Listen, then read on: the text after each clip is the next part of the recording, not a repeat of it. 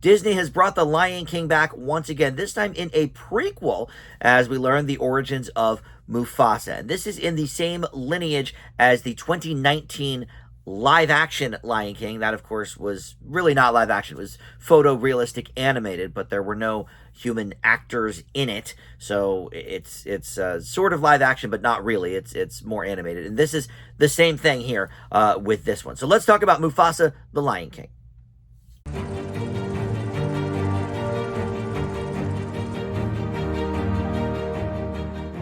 Hey guys, Dan here. This is Dan Reviews It. Welcome to my spoiler-free review for Mufasa, the Lion King. This is in theaters now, doing very well. It's already logged a few weeks at #1. But this is not animated in the traditional sense, and it's not really live action. It's sort of this in-between thing that we witnessed in the 2019 version of The Lion King, which was essentially a shot-for-shot remake of the 1994 original. There was an extra song that they threw in for Oscar consideration for Beyonce, but for all intents and purposes, it was the same movie. And I thought that was to its detriment. It looked fine, but it had no soul, you know. So we'll see if that carries over a few years later with this new one, Mufasa, the Lion King.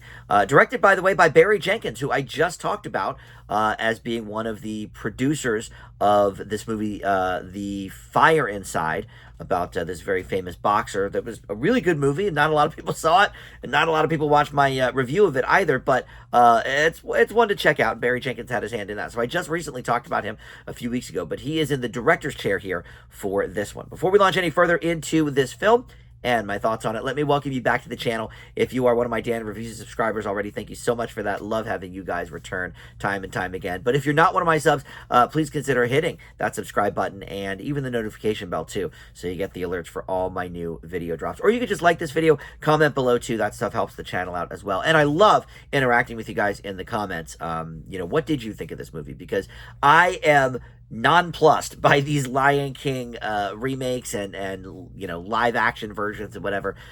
They just don't do it for me.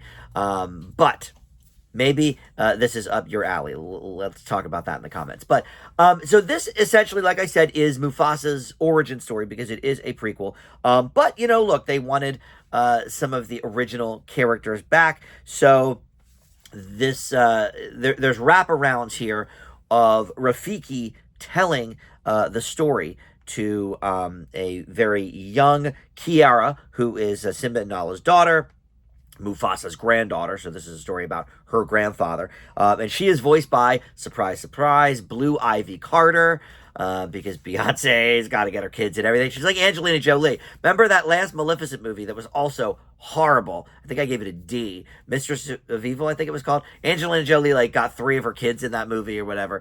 Like, it's cool. We got it. Disney's a family company, but do we have to extend that to the actors in the films?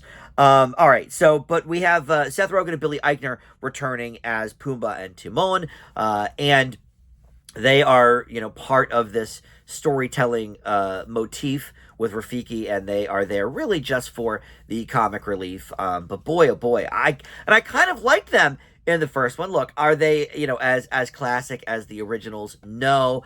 But I thought they had some jokes in the new one that landed okay. But here they are just freaking annoying. I think at the very, very end, Seth Rogen had one line that I thought was kind of humorous. I don't think I quite laughed, but I at least was like, all right, that was good. But other than that, they're just kind of annoying as sort of interstitial characters. But you have, as the main part here, you have Aaron Pierre as Mufasa, and he is certainly a star on the rise. He was in this great movie on Netflix recently, called, what was that called? Rebel Ridge, and he was a part of this series called the Underground Railroad that was received very well. So you have him. Then you have Kelvin Harrison Jr.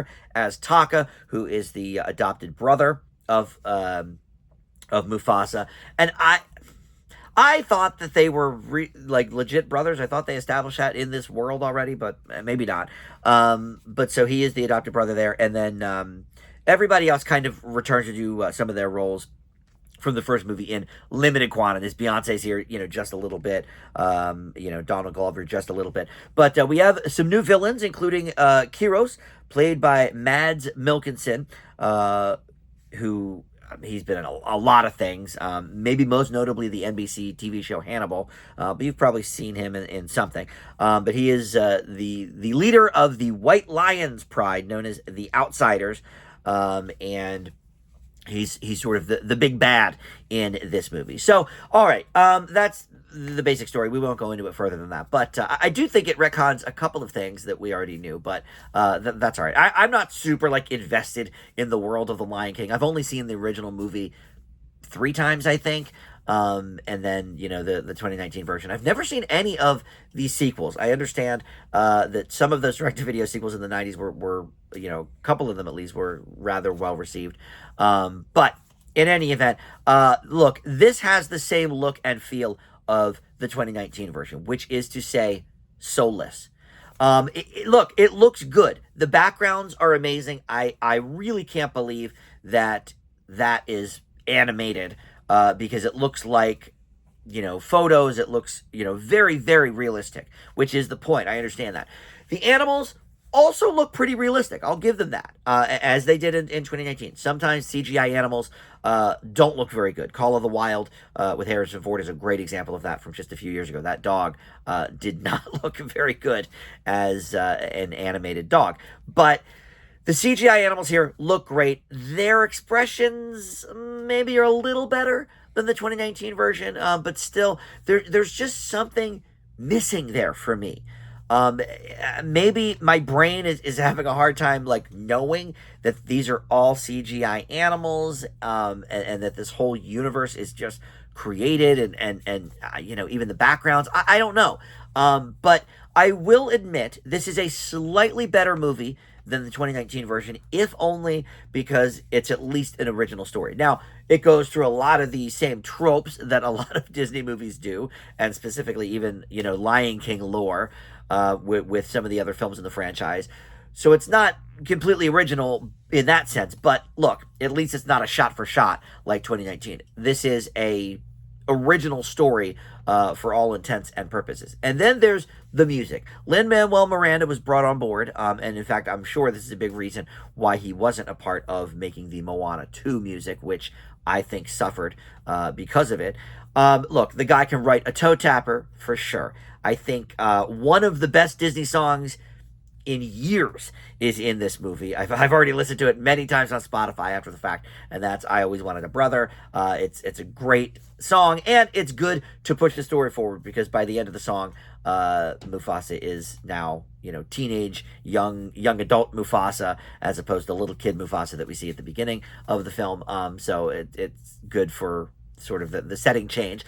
And then the villain song, while kind of corny, and certainly not menacing like Scar's song in the original movie, it's damn catchy, called Bye Bye. So Lin Miranda does it again with that. Maybe these songs aren't, well, I Always Wanted a Brother actually is a great song, but Bye Bye isn't necessarily a menacing song, but it's certainly a toe tapper, and more memorable than anything in Moana 2 or in last year's Wish. So I will give it credit for that. So look, overall, this is a slightly better film than that 2019 Lion King, which I gave, I believe, a C-. This one, I will just sort of skate by. I teetered on even a C maybe, but I'll give it the benefit of the doubt because it does look amazing. It's got a slightly more original story, certainly, and some of the songs are better as well. But boy, the humor here is just completely absent. And I like Seth Rogen, I like Billy Eichner, I like them together in that first film, but this didn't do it for me with the humor at all. And Blue Ivy Carter, she's fine, she's whatever. I don't love the whole nepotism thing there, but in any event, to make Beyonce happy, we got to put her in the movie, right? So I will leave Mufasa the Lion King with a C+. Again, it is very average, but I'll give it sort of the benefit of the doubt as, as much as I gave the 2019 version the, opposite of that and gave it that C-. But in any event, you can check this out in theaters now. All right, thank you so much for watching Dan Reviews It, and I'll see you next time. Bye.